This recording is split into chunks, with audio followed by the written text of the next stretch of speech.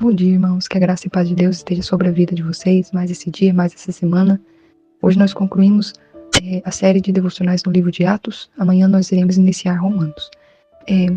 Capítulo 28 nos lembra muito que Paulo, ele permanecia com a visão voltada para o propósito de Deus. Ele não estava limitado a planejamentos humanos, a padrões terrenos, e ele estava totalmente voltado e sintonizado com a vontade do Senhor. Ele estava entregue à vontade do Senhor. Ele não se deixava abater porque os planos dele haviam sido frustrados, mas ele não desanimava. Ele mantinha a esperança e sabia que o plano de Deus jamais seria frustrado.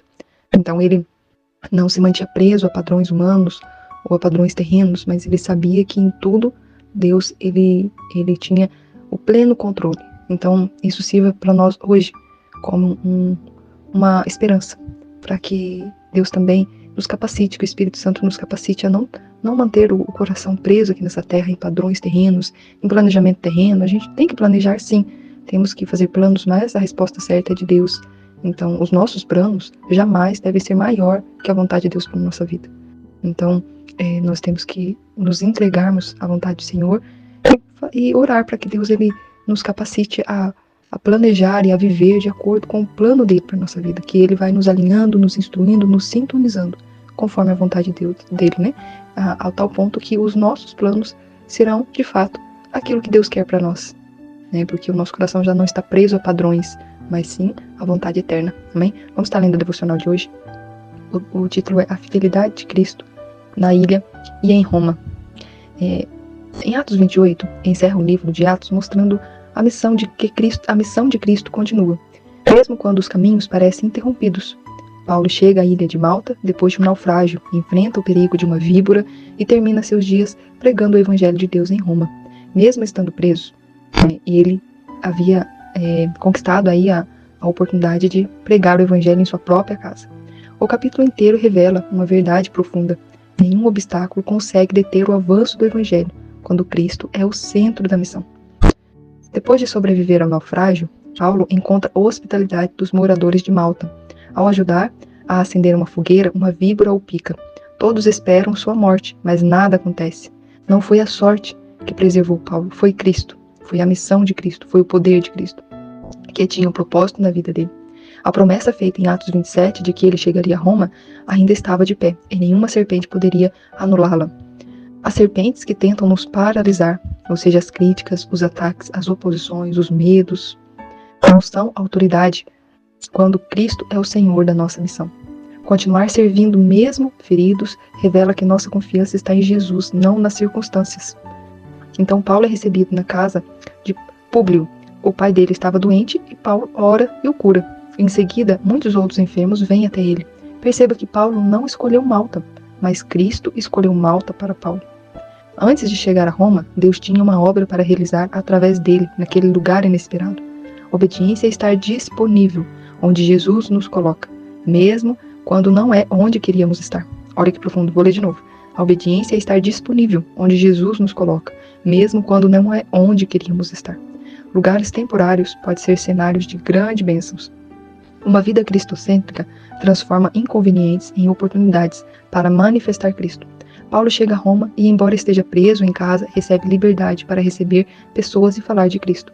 Ele não podia ir até as pessoas, mas Cristo fez as pessoas irem até ele. Paulo não prega a si mesmo, mas o reino de Deus e Jesus como o centro das Escrituras. Não importa a limitação emocional, financeira, física, geográfica, Cristo sempre abre uma porta para que seu testemunho continue. Em vez de olhar para as cadeias, olhe para a janela que Cristo está abrindo. Uma vida obediente encontra oportunidades onde outros só veem prisões. Alguns judeus creem, outros rejeitam. Paulo cita Isaías, mostrando que o coração endurecido não impede a missão. Mesmo assim, o evangelho continua avançando para os gentios e eles ouvirão. Nessa nossa obediência não depende da resposta dos outros. Olha que profundo, a nossa obediência ela não depende de nenhuma resposta de outra pessoa. A missão não para porque alguém não aceitou o evangelho. Então continue anunciando Cristo. Ele sabe onde a palavra vai frutificar. Então quando alguém não te ouvir, não pare aí, continue na missão. O livro termina de repente, sem detalhes sobre o julgamento de Paulo. É como se Lucas dissesse: a história continua, Cristo está agindo. Paulo, preso, recebe todos e pregava o reino de Deus e ensinava sobre o Senhor Jesus, Cristo com toda coragem e sem impedimento. Esse final aberto mostra que o evangelho protagonista de Atos não é Paulo, é Cristo ressurreto, conduzindo sua igreja. Por isso o livro não termina ali. Todo cristão deve viver com coragem, porque Cristo é o autor e sustentador da obra. O evangelho não termina em nós, ele continua através de nós. Cada dia é uma nova página onde Cristo quer escrever sua missão através de nós. Amém? Que profundo, né? Esse capítulo. Vamos ler a oração neste momento, vamos orar junto. Senhor, ó Pai, Tu és grandioso, Senhor. Ó Pai, a Tua missão é poderosa, Pai. A Tua missão, Senhor, é uma missão protegida por Ti, Pai, protegida pelos altos céus. Ó Pai, então nos ensina, Senhor, a caminhar dentro dessa missão, a caminhar em conformidade, Senhor, com os passos dos céus, a caminhar dentro do Teu caminho, Senhor. Livra-nos, Pai, de seguir padrões terrenos, padrões, ó Pai, egocêntricos, ó Pai, em nome de Jesus, Senhor. Tira de nós, Pai, toda e qualquer coisa de sentimento de tentar controlar, ou sentimento de tentar manipular a nossa própria vida, ou a vida daqueles que estão ao nosso redor, e até mesmo o Teu Evangelho, Senhor. Ó Pai, ensina-nos a viver em liberdade, Pai.